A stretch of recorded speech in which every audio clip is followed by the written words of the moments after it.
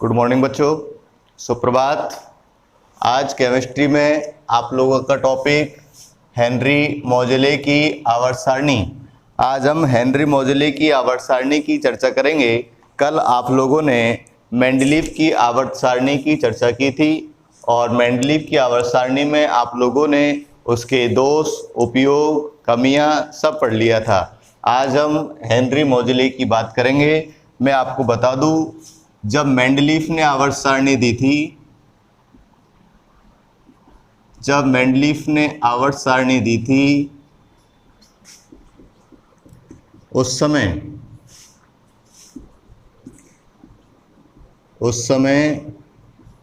परमाणु की आंतरिक संरचना के बारे में, परमाणु की आंतरिक संरचना के बारे में अध्ययन नहीं हुआ था, अध्ययन नहीं हुआ था। तो जब मेंडलीव ने सन 1869 में अपनी आवर्त सारणी दी थी, उस समय परमाणु की आंतरिक संरचना के बारे में अध्ययन नहीं हुआ था। इसीलिए मेंडलीव की जो आवर्त सारणी का आधार था वो था परमाणु भार। क्या था? परमाणु भार। लेकिन हेनरी मोजेले की आवर्त सारणी 20वीं शताब्दी की बात हम कर रहे हैं। 20वीं सदी, 20वीं सदी का मतलब सन 1913।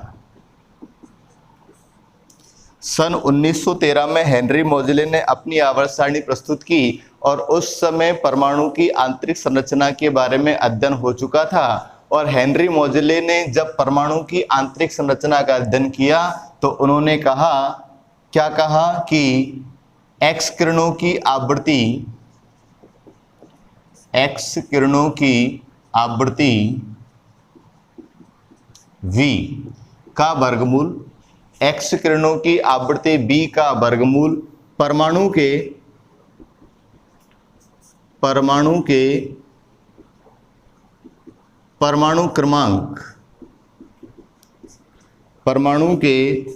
क्रमांक के समानुपाती होती है, समानुपाती होती है। ये लाइन लिखने की आवश्यकता क्यों पड़ी, उसका भी कारण है, मैं आपको बताऊंगा। पहले आप इस चीज को देखो कि जब मेंडलीव ने अपनी आवर्त सारणी दी थी उस समय परमाणु की आंतरिक संरचना के बारे में अध्ययन नहीं हुआ था। तो अध्ययन नहीं हुआ था तो मेंडलीव की आवर्त सारणी का आधार क्या था? परमाणु भार। लेकिन जब हेनरी मोजेले ने आवर्त सारणी दी थी वो 20वीं शताब्दी चल रही थी। सन 1913 में हेनरी मोजेले ने बताया कि यदि परमाणु पर एक्स किरणों को डाला जाए, यानी परमाणु की आंतरिक संरचना के अध्ययन के लिए परमाणु पर एक्स किरणों को डाला जाए तो एक्स किरणों की आवृत्ति बी का वर्गमूल, एक्स किरणों की आवृत्ति का वर्गमूल परमाणु के परमाणु क्रमांक के क्या होती है? समानुपाती होती है। अर्थात आवृत्ति व परमाणु क्रमांक के मध्य ग्राफ खींचा जाए तो एक सरल रेखा ग्राफ में प्राप्त होती है। तो एक सरल रेखा ग्राफ में क्या होती है? प्राप्त होती है। इससे यह निष्कर्ष निकला कि परमाणु का मौलिक गुणधर्म परमाणु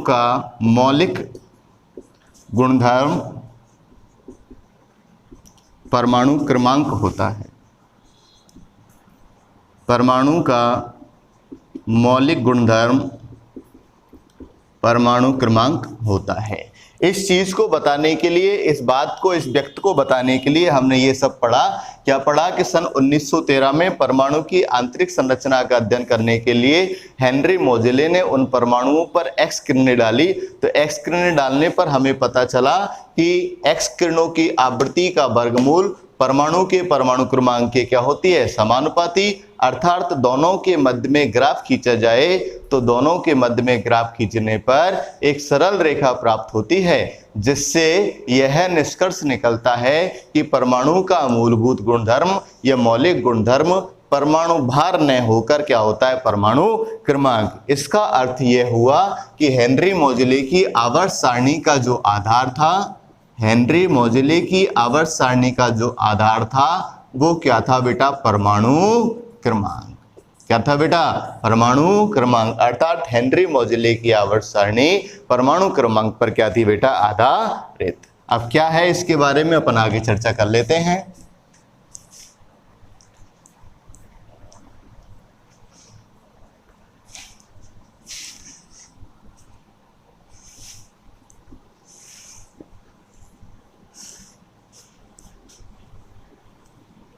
चलो सबसे पहले तो हम डिस्कवरी की बात करें, खोज की।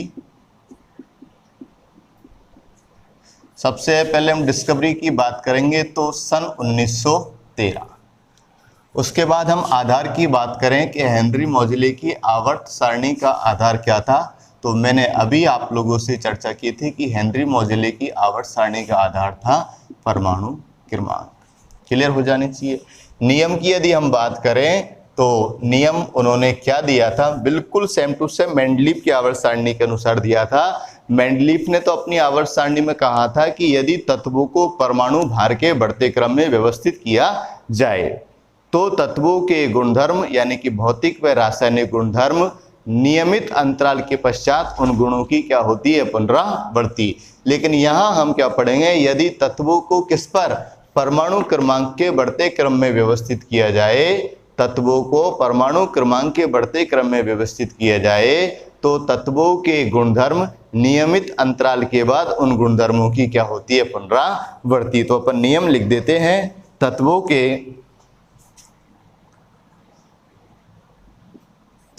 के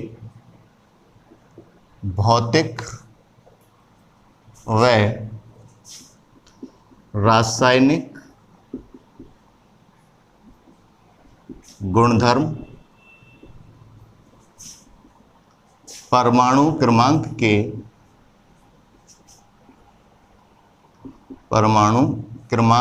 के आवर्ती फलन होते हैं। आवर्ती फलन होते अर्थात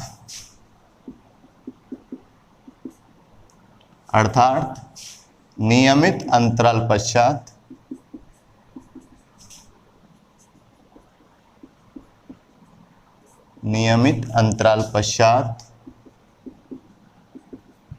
तत्वों के गुणधर्मों की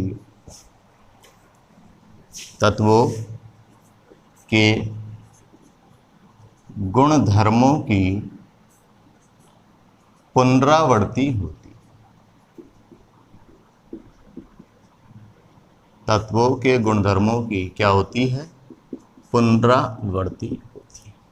ये आप लोगों की हेनरी मोजले की आवर्त सारणी का, जिसे आप लोग आधुनिक आवर्त सारणी या दीर्घ आवर्त सारणी भी कह सकते हैं, का नियम हो गया। क्या हो गया, यदि तत्वों के भौतिक व रासायनिक गुणधर्म परमाणु क्रमांक के क्या होते हैं बेटा, आवर्ती फलन होते हैं। अर्थात नियमित अंतराल के पश्चात तत्वों के गुणधर्मों की क्या होती है, पुनरावृत्ति। अब उसके बाद अपन बात कर रहे हैं, लाइन लिख दी मैंने, क्या हेनरी मोजले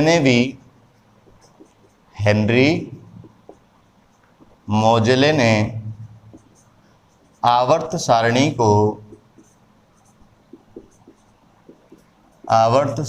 को दो भागों में विभाजित किया। दो भागों में क्या किया, विभाजित किया। और दोनों भाग आपको पता ही है, पार्ट फर्स्ट क्या है, आवर्त, और पार्ट सेकंड क्या है, वर्ग। सबसे पहले हम पार्ट फर्स्ट की बात करेंगे, नंबर 1 की, आवर्त की। आवर्त। वही मेंडलीव की आवर्त सारणी के समान हेनरी मोजेले की आवर्त सारणी में वही क्षैतिज पंक्तियों को, जमीन के समानांतर पंक्तियों को क्या कहा गया? आवर्त कहा गया। और हेनरी मोजेले ने आवर्तों की संख्या वही 7 बताई। कितनी बताई? 7 बताई, जिसमें से आप लोग देख रहे हैं क्षैतिज पंक्तियों को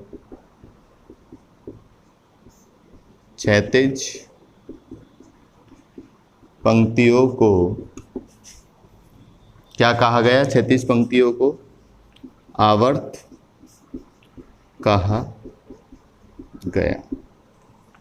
क्षैतिज पंक्तियों को आवर्त कहा गया और मेंडलीव के समान ही आवर्त की संख्या कितनी बताई? 7। आवर्त की संख्या 7 थी।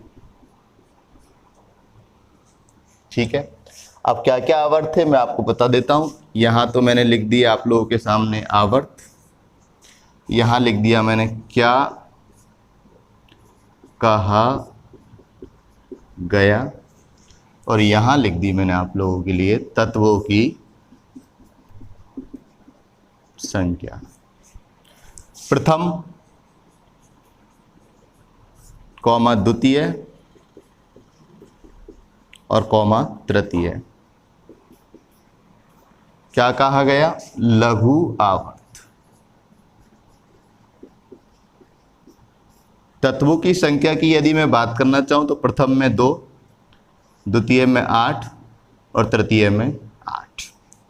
उसके बाद चतुर्थ, कौमा पंचम व षष्टम को क्या कहा गया? दीर्घावर्त।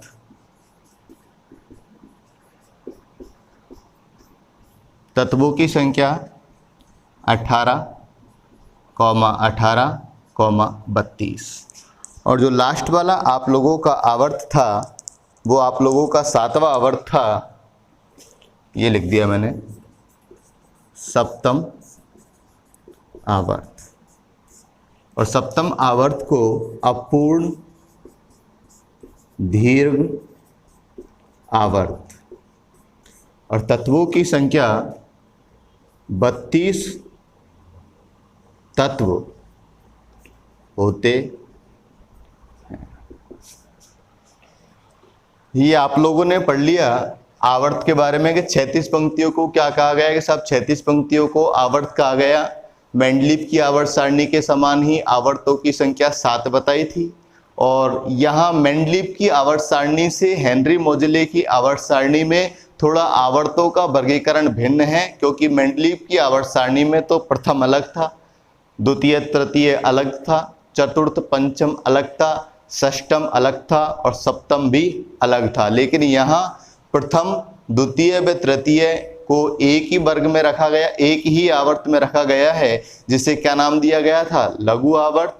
चतुर्थ, पंचम व षष्टम को भी एक में ही रखा गया है, जिसे क्या नाम दिया गया? दीर्घ आवर्त। और सप्तम आवर्त को वहां भी अलग था, यहाँ भी अलग है, वहां भी अपूर्ण था और यहाँ भी अपूर्ण है।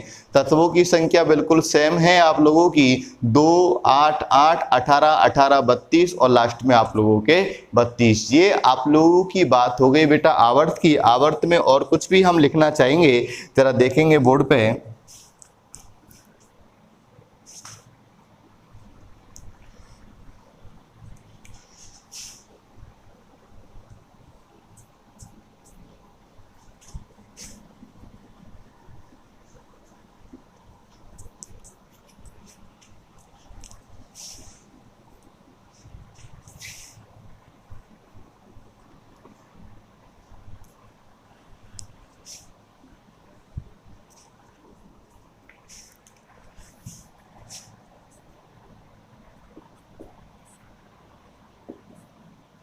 आवर्त में सभी तत्व उपस्थित थे।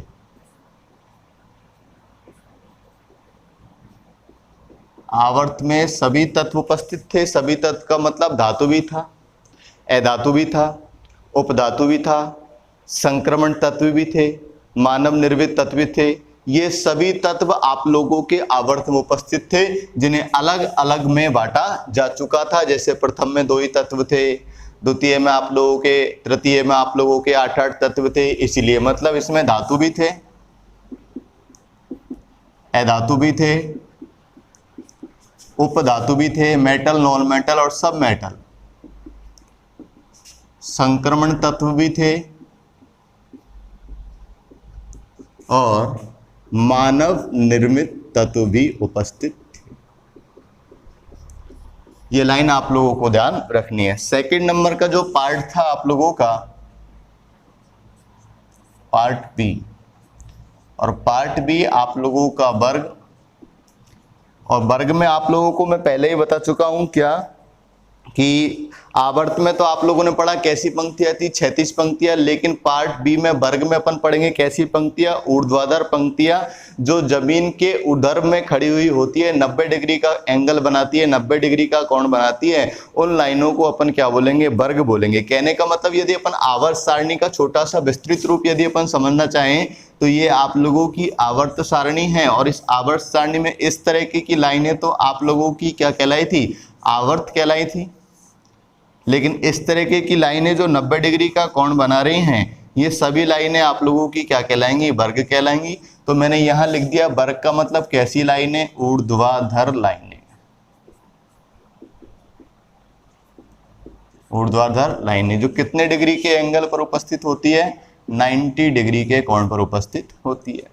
संख्या की बात करें हम तो संख्या बहुत इंपॉर्टेंट है, क्योंकि मेंडलीफ और आवर्त सारणी, मेंडलीफ की आवर्त सारणी और हेनरी मोजेले की आवर्त सारणी में केवल जो अंतर आपको दिखाई देगा आवर्त में वर्ग में, वो केवल वर्ग में दिखाई देगा।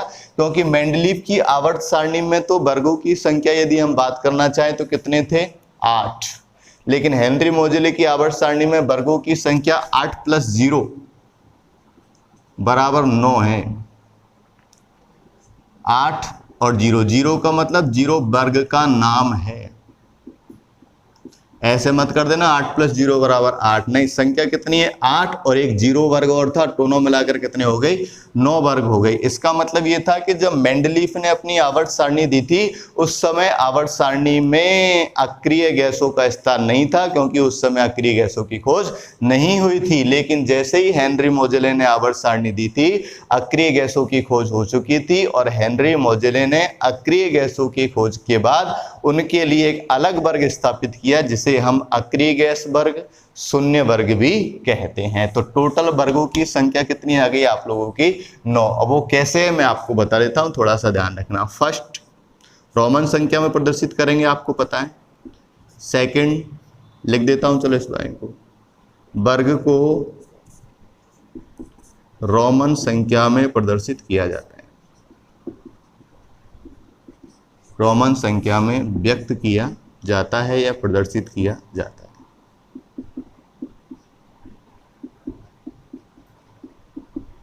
कौन कौन से लिख देते हैं, first, second, third, fourth, fifth, six, seventh, eighth और लास्ट में आप लोगों का शून्य वर्ग। फर्स्ट में ST लगेगा, सेकंड में ND, थर्ड में RD, फोर्थ में TH, TH, TH, TH और TH। अब आपको पता है ये तो आप लोगों के क्या कहलाएंगे, ये तो आप लोगों के कहलाएंगे वर्ग। वर्ग को उपवर्गों में भी बांटा गया था, आपको पता होना चाहिए। मेंडलीफ की आवर्त सारणी में उपवर्ग कौन कौन से हैं, A, B, A, B, यहाँ भी A, B, A, B, A, B, A, B, A, B और यहाँ 3 हो जाएंगे, A, B, C और यहाँ आप लोगों का एक है ये, यानी A मान लो चाहे B मान लो, कुछ भी मान लो, लेकिन एक मानना है। क्लियर। अब जरा इनको गिन के देखो आप लोग उपवर्गों को। 1 2 3 4 5 6 7 8 9 10 11 12 30 40 50 60 70 80 और 90। एक बार दोबारा गिन लो।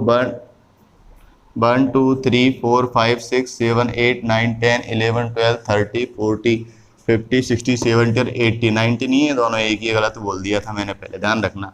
तो अब यदि आप लोगों से कोई बात करना चाहे कि साहब वर्ग की संख्या, कि साहब वर्ग की संख्या तो है आप लोगों की 8, वर्ग की संख्या तो है आप लोगों की 9, उपवर्गों सहित वर्गों की संख्या, ये इंपॉर्टेंट है, उपवर्गों सहित वर्गों की संख्या,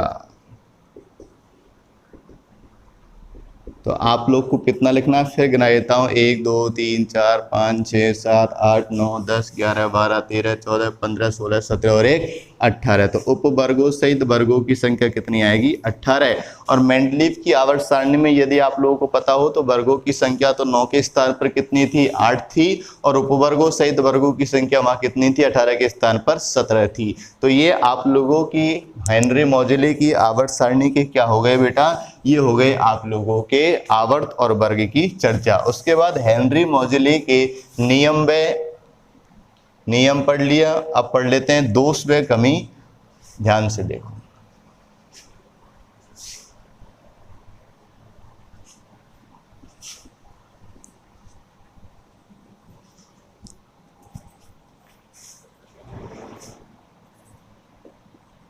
दोष, कमी या सीमाएं। सबसे पहली कमी तो यही है हाइड्रोजन का स्थान, जो कि अभी कैसा था, अस्पष्ट या अनिश्चित।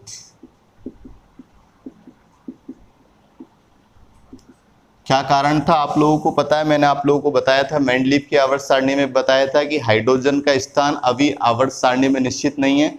हाइड्रोजन को फर्स्ट ए वर्ग में भी रखा गया है स्थान, हाइड्रोजन का स्थान फर्स्ट ए वर्ग में भी है और 7th ए वर्ग में भी है।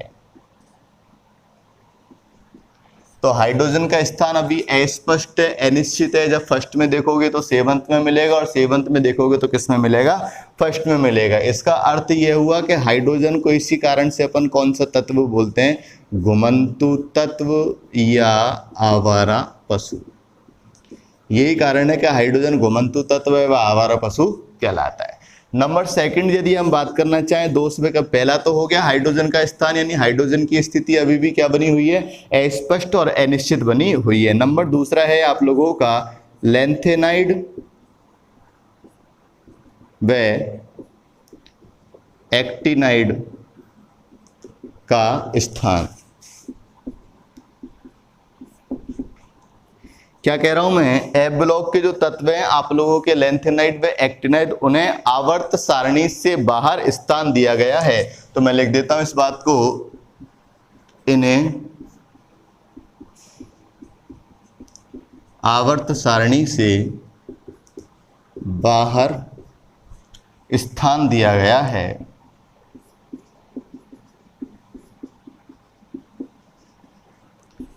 इसका कारण भी अभी कैसा है बेटा आप लोगों का, इसका कारण भी अभी अस्पष्ट है कि इन्हें आवर्त सारणी से बाहर स्थान क्यों दिया गया है।